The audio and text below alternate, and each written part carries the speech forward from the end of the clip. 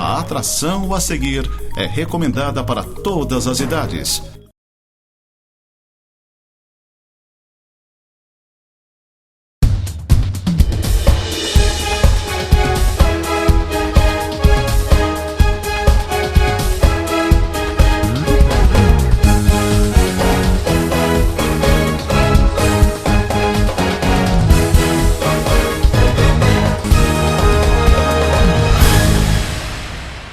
Muito bem, amigos, nós estamos de volta com o nosso tema livre aqui na Nova TV. Mais uma vez nos bastidores, o parceiro, o nosso amigo e nosso irmão, Alair Cel. Obrigado, Cel.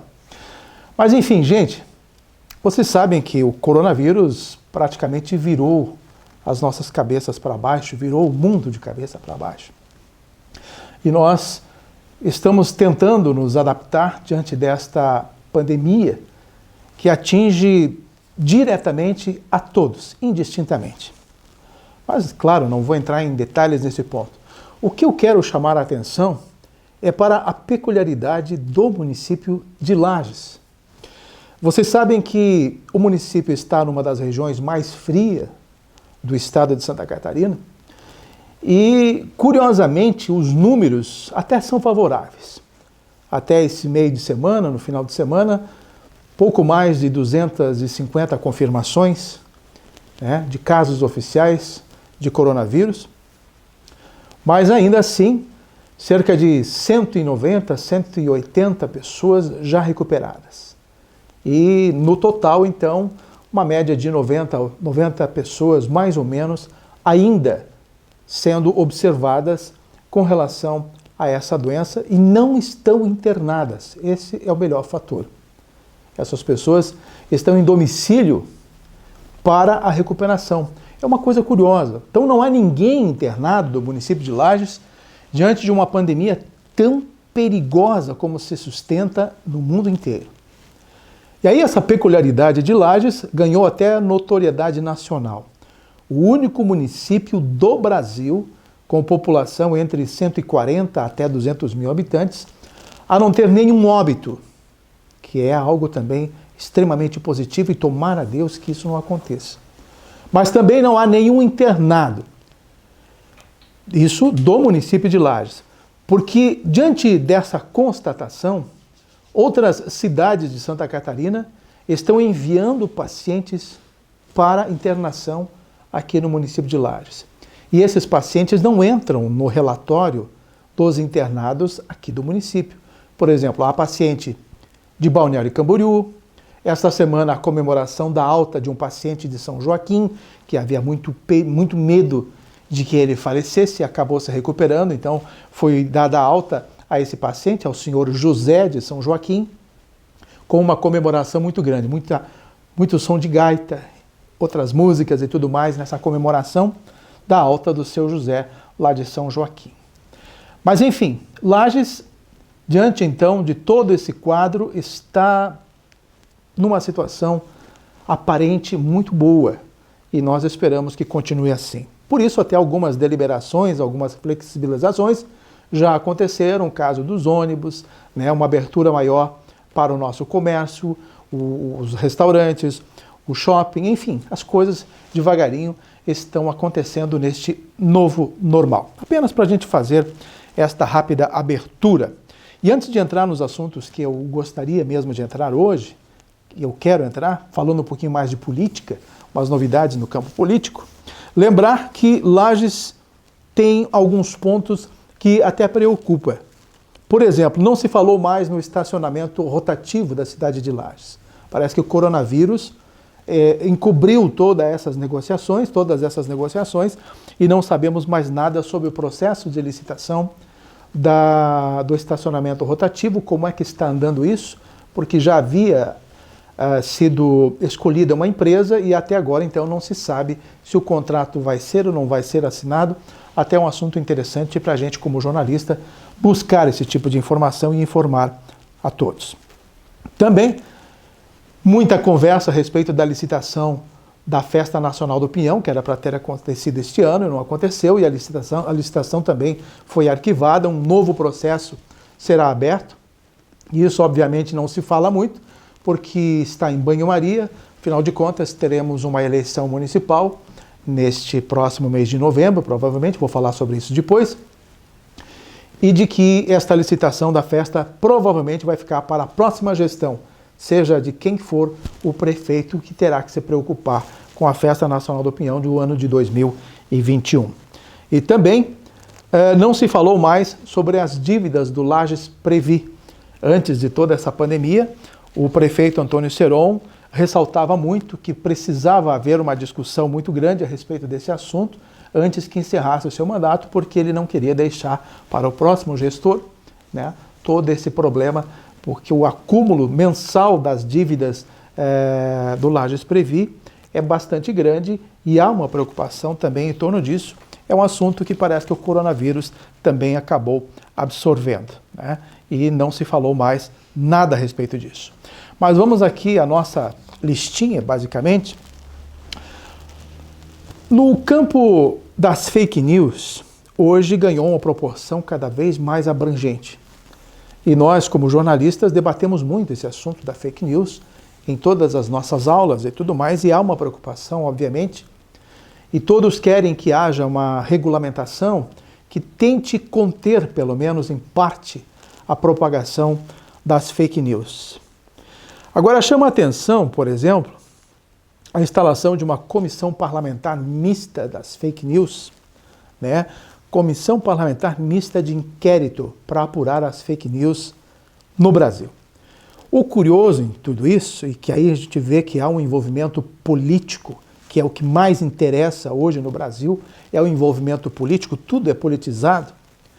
Dentro do Senado, então, está ocorrendo esta CPI da fake news.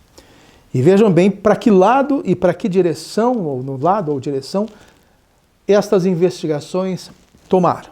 Vejam só, elas investigam o apontamento de que a família Bolsonaro é a grande responsável pelas fake news no Brasil, contra deputados, contra senadores, contra o Supremo, contra quem quiser.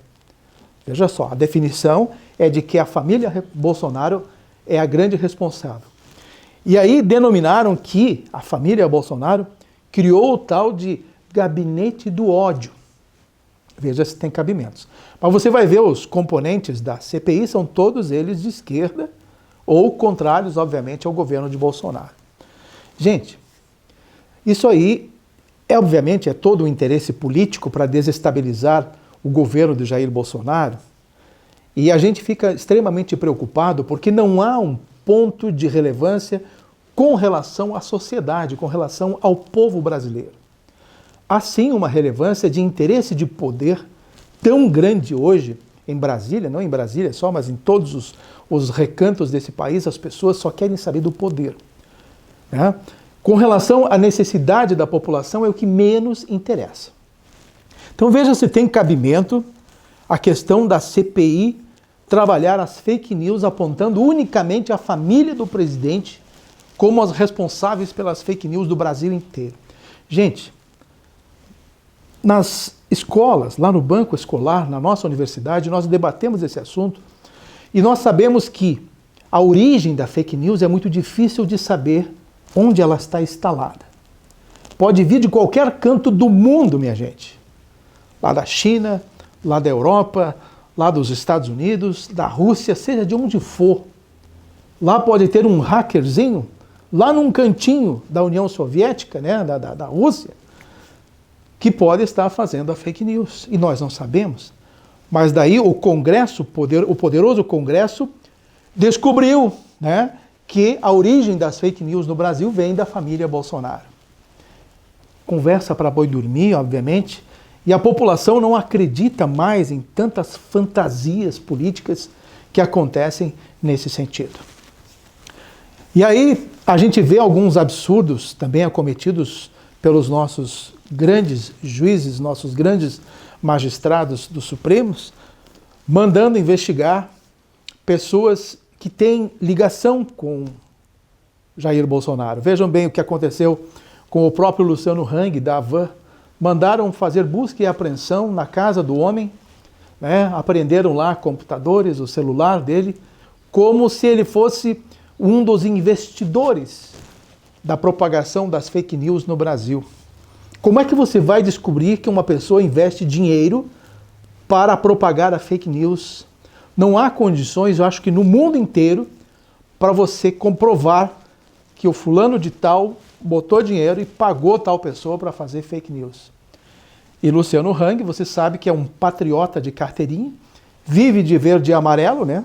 Todo vestido de terno verde e amarelo, pinta seu avião, pinta seu carro, pinta seu caminhão, pinta tudo de verde e amarelo e prega ser um verdadeiro patriota, um verdadeiro brasileiro vestido de verde e amarelo, azul, verde, amarelo e branco, enfim, das cores do Brasil.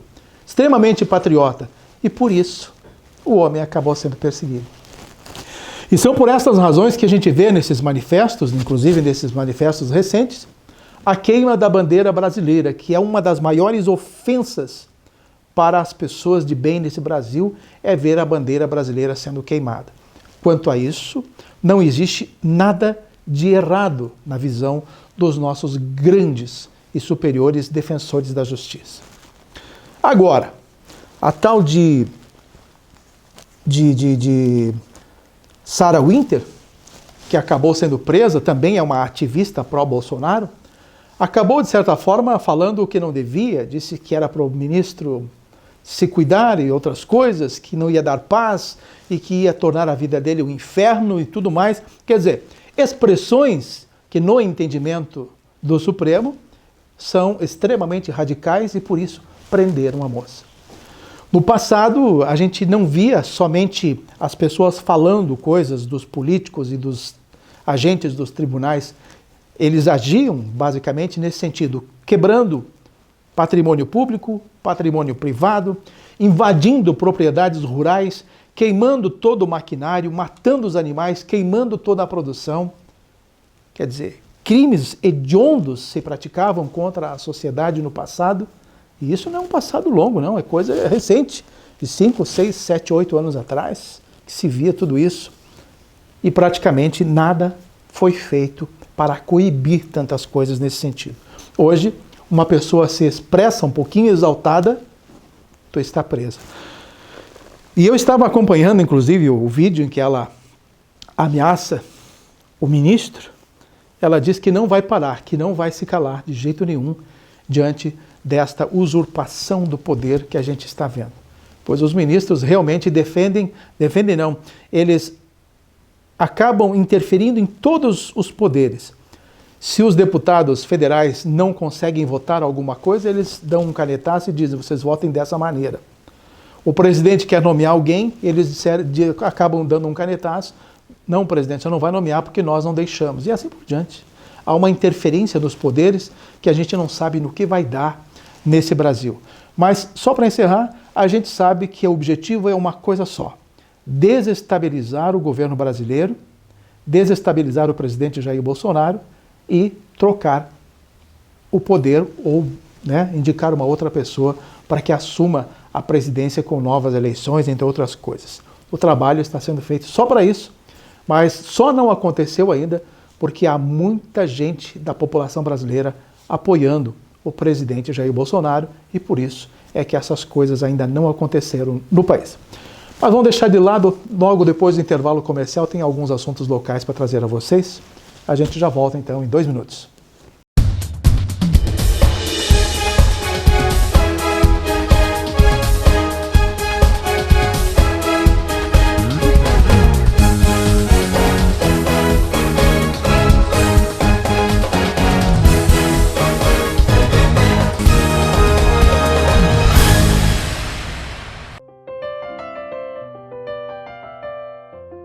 Tão importante quanto reciclar é preciclar.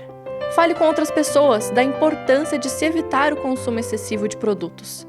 A escassez de recursos naturais e matéria-prima pode interferir daqui a alguns anos em nosso meio ambiente.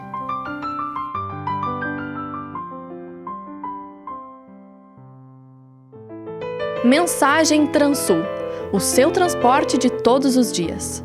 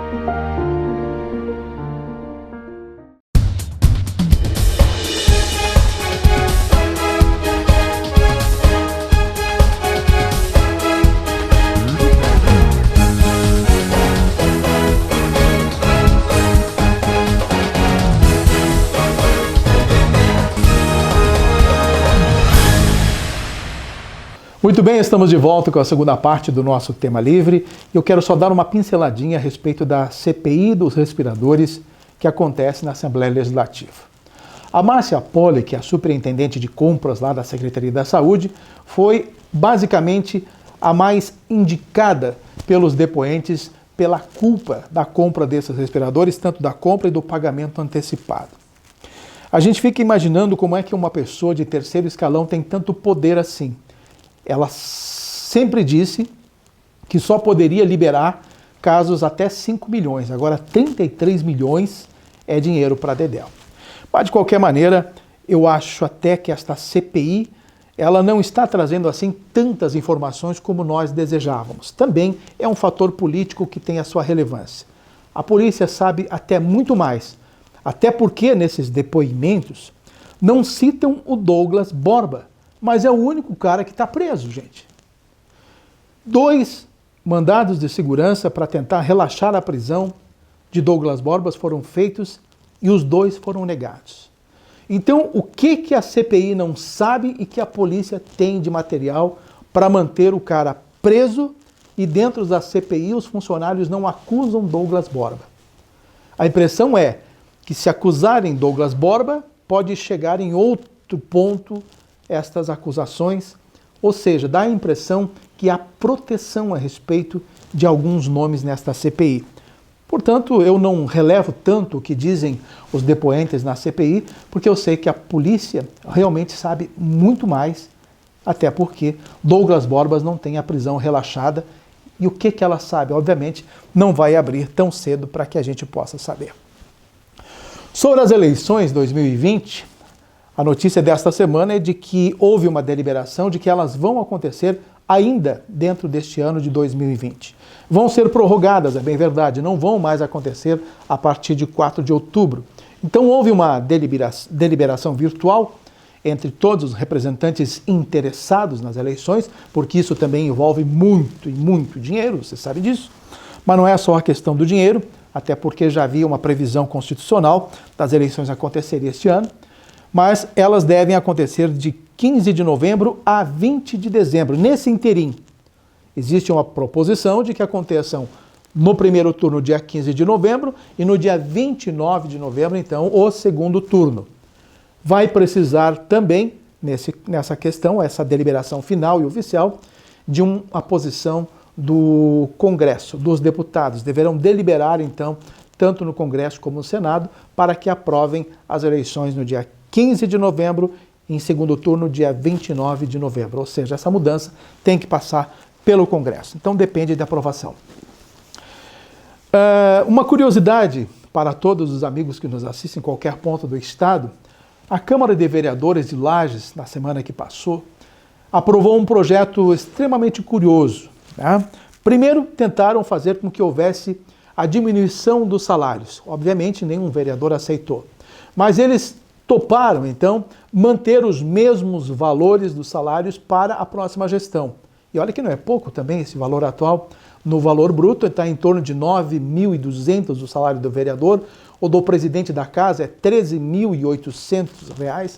Então vejam bem, mantiveram os mesmos valores, não só dos vereadores, como também o salário do prefeito, dos secretários, enfim, tudo isso também foi mantido, a partir da aprovação da Câmara de Vereadores. Mas um detalhe chamou a atenção, foi de que, a partir da próxima legislatura, se você for candidato a vereador e for eleito e disser, eu não quero o meu salário, vou abdicar dos meus vencimentos mensais, quero doar para a entidade tal.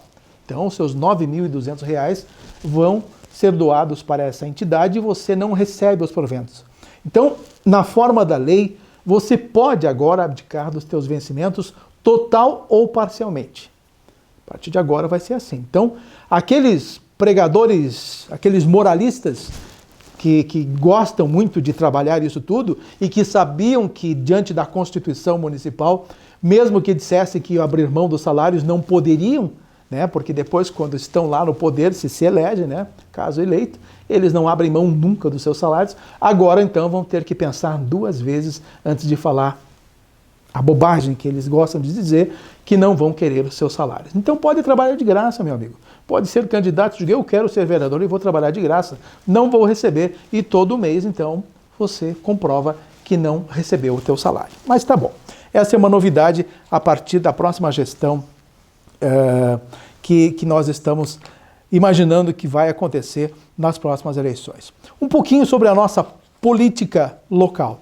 Vocês sabem que recentemente se criou um grupo chamado Os Menudos da Política de Lages, que envolvem o Lucas Neves, o Jair Júnior, o Bruno Hartmann, o Thiago e também o vereador Samuel. Esses 5 se uniram, né, tiraram fotografias e anunciaram uma nova política contra o coronelismo da cidade de Lages, obviamente contra o prefeito atual, que eles chamam de coronel, porque é amigo de Raimundo Colombo, entre outras coisas, que são os coronéis que mandam na cidade de Lages. Então agora os soldados e os cabos querem entrar, né, tirar os coronéis. Mais ou menos nesse sentido.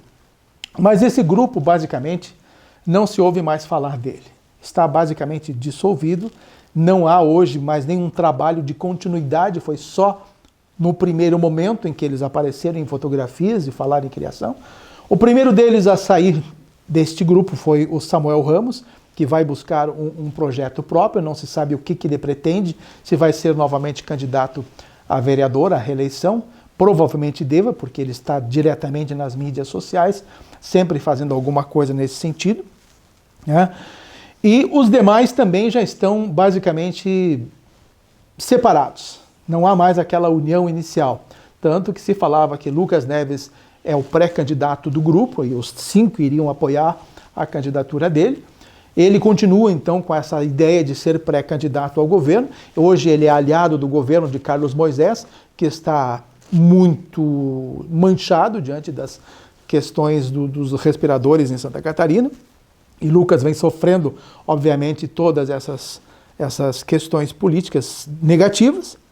O Jair Júnior já não está mais com a ideia de ser vice-prefeito do Lucas, enfim, havia toda uma conversação nesse sentido.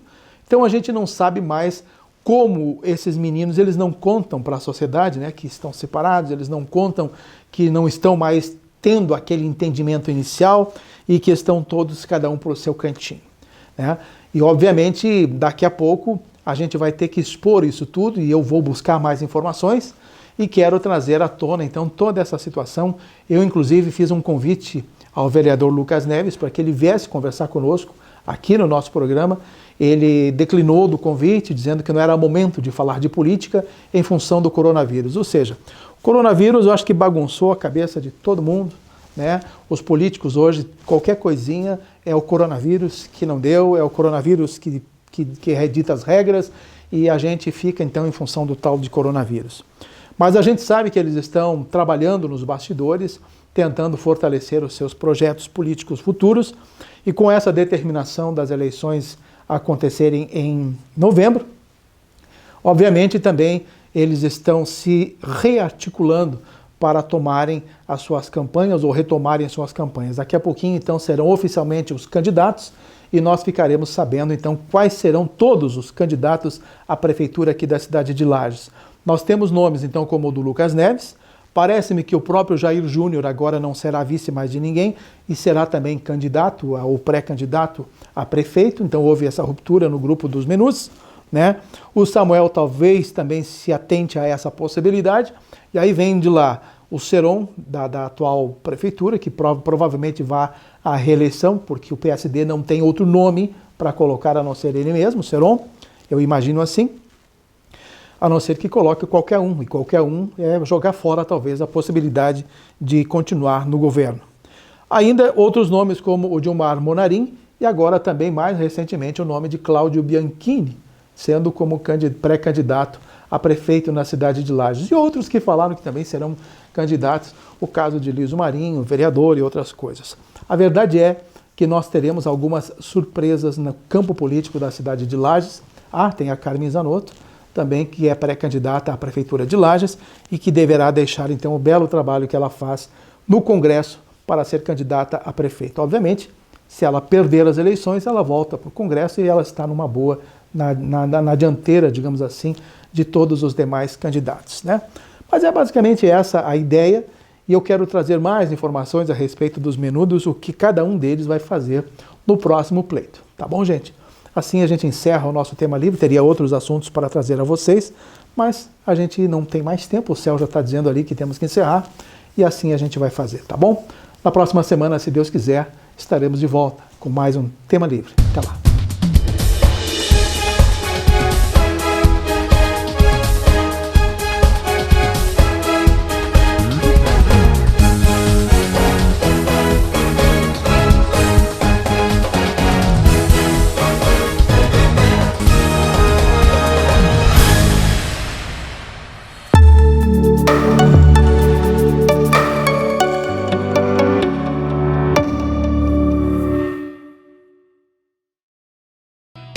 Imagens médicas avançadas. Conhecimento e tecnologia para um correto diagnóstico. Atendimento humanizado. Profissionais especializados. Alta qualidade em atendimento e diagnóstico.